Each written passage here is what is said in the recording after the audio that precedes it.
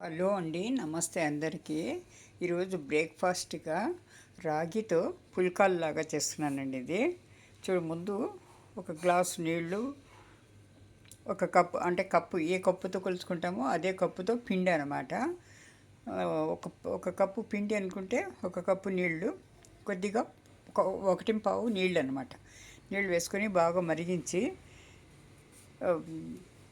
మరిగించి అందులో కొద్దిగా ఉప్పు, ఒక స్పూన్ నూనె వేసి బాయిల్ అవుతున్నప్పుడు ఈ పిండి వేసి కలిపి ఇలా పెట్టి మూత పెట్టి పెట్టేయాలండి. ఒక 5 నిమిషాలు పెట్టేసిన తర్వాత ఇది చల్లారుతుంది కదా. చల్లారిన తర్వాత ఇది బాగా పిండి పిసుకోవాలన్నమాట. బాగా మెత్తగా చేసుకోవాలి. చూడండి, ఇలా గట్టిగా మగ్గించుకోవాలండి. మెత్తగా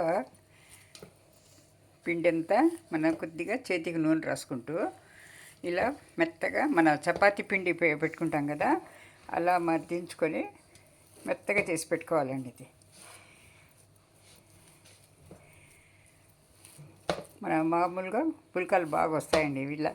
ఇలా పిండి సరిపడా కలుపుకుంటే చక్కగా వస్తాయండి. రాగి పిండితో కూడా పుల్కాలు, సన్న చపాతీలు మందంగా ఉంటే చక్కగా వస్తాయండి. ఇవి ఇలా మర్దించి పెట్టుకొని ఇప్పుడు ఒక చిన్న మనము ఇంత ముద్దల్లాగా చేసుకొని ఇప్పుడు ప్రెషర్తో ప్రెస్ చేసుకోవచ్చు. లేకపోతే మనము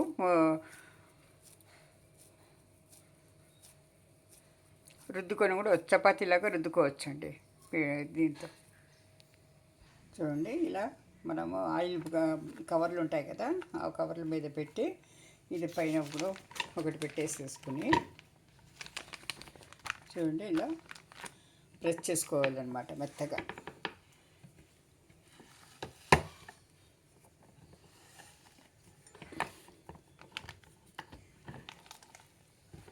ప్రెస్ చేసుకుంటే చపాతీలు చక్కగా వస్తాయండి. బాగా సన్నగా వస్తుందన్నమాట. చూడండి, ఇలా ఒత్తుకోవాలంటే ఇలా పల్చగా బాగా వస్తుంది. కాకపోతే ఇది చిన్న ప్రెషర్ అండి. ఇది పూరీది. నేను చపాతీలాగా చేస్తున్నాను కాబట్టి పెద్దది తిప్పించాలి. పెద్దలో చేస్తే నీట్గా వచ్చేస్తుంది అనమాట. అందుకని పూరీది చిన్నగా అయితే బాగా వస్తాయి. చూడండి, ఇది వేసాను. మన ఇష్టం ఉంటే నూనె వేసుకోవచ్చు, లేకుంటే లేదండి.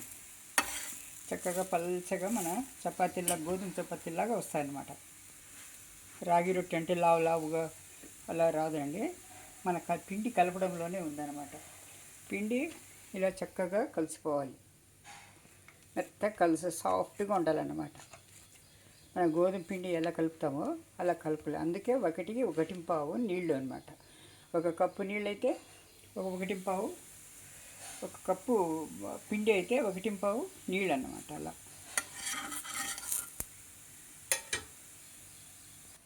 చూడండి, ఇలా మనము చక్కగా తీసుకుంటే పల్చగా వస్తాయండి బాగా. చూడండి, చూడండి ఎంత పల్చగా ఉన్నాయో.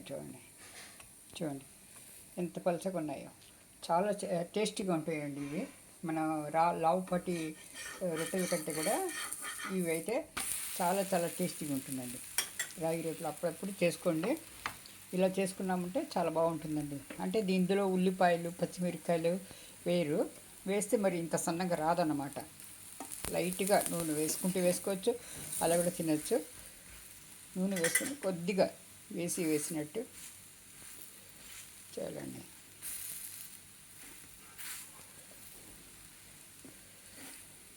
ఇలాగే చేసుకుంటూ ఉంటే పొంగుతాయి కూడా బాగా.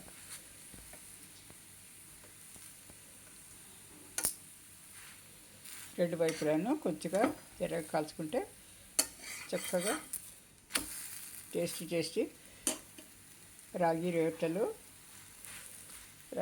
కానీ పుల్కాలు కానీ రెడీ అండి.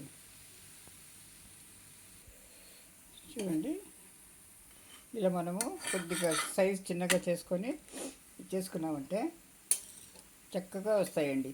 బాగా పొంగుతా కూడా ఇవి. సన్నగా ఉండి సాఫ్ట్గా ఉండి చాలా టేస్టీగా ఉంటుందండి ఈ రాగి రొట్టెలు. మీరు చేసి చూడండి. రాగి పుల్కాలు, చపాతీలు కానీ చేసి చూడండి మీరు కూడా. ఎప్పుడు గోధుమలే కాకుండా ఇలా రాగితో జొన్నలతో చేసుకుంటే ఆరోగ్యానికి ఆరోగ్యం అండి. రుచికి రుచి, ఆరోగ్యానికి ఆరోగ్యం అన్నమాట. ఎందుకంటే గోధుమ పిండి ఎప్పుడు గ్లూటెన్ అంటున్నారు, ఈ మధ్య అంత మంచిది కాదంటున్నారు. ఇంతకుముందు అయితే గోధుమ పిండిలు, గోధుమ చపాతీలు తినమనేవాళ్ళు. ఇప్పుడైతే అందులో గ్లూటెన్ ఉంటుంది, అందుకని డయాబెటీస్ వాళ్ళకు అంత మంచిది కాదు. ఇవైతే ఐరన్ ఎక్కువగా పుష్కలంగా ఉంటుంది కాబట్టి మనం ఇలా అదుం పెడితే బాగా పొంగుతాయండి. చూసారా, ఇవంతా పొంగిందనమాట. పొంగి మన పుల్కల్లాగే వస్తాయి సన్నగా. చూడండి ఇలా.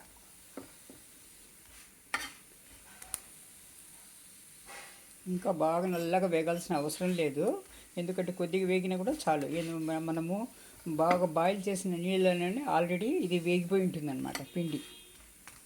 జస్ట్ ఇప్పుడు ఆఫ్ చేస్తున్నాను, ఇంతలో ఇంత చేసినాను. చూడండి, ఇవి టేస్టీ. దీనికి కాంబినేషన్గా మనము పల్లీ చట్నీ కానీ, గోంగూర పచ్చడి కానీ, తర్వాత టమాటా పచ్చడి కానీ ఏదైనా చేసుకోవచ్చండి. అన్నీ బాగుంటాయి, ఈ మూడు బాగుంటాయి అన్నమాట. చూడండి, ఇలా కొత్తిమీర చల్లుకొని పల్లీల చట్నీతో వేడి వేడి రాగి చపాతీలు కానీ పుల్కాలు కానీ తింటే చాలా చాలా హెల్దీ, టేస్ట్ అండి.